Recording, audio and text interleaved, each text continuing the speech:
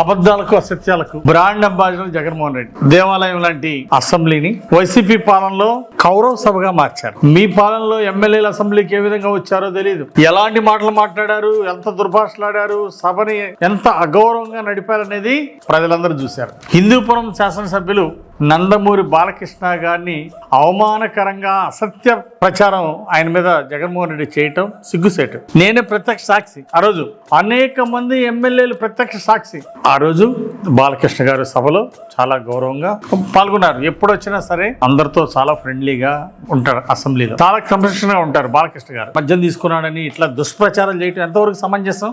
ఈరోజు బాలకృష్ణ గారు తన సొంత డబ్బులతోటి ఈరోజు హిందూపూర్ నియోజకవర్గాన్ని అభివృద్ధి చేస్తున్నారు. బాలకృష్ణ గారికి సభన్న గౌరవం. అలాగే ఎన్డీఏ కూటమి ఎమ్మెల్యేలు అందరూ కూడా అసెంబ్లీ అంటే ఒక దేవాలయం మా అందరికీ. నందమూరి బాలకృష్ణ గురించి అసత్యంగా మాట్లాడాడో, అసత్య ఆరోపణలు చేశాడో దానికి బహిరంగ క్షమాపణ చెప్పాలని నేను డిమాండ్ చేస్తున్నా.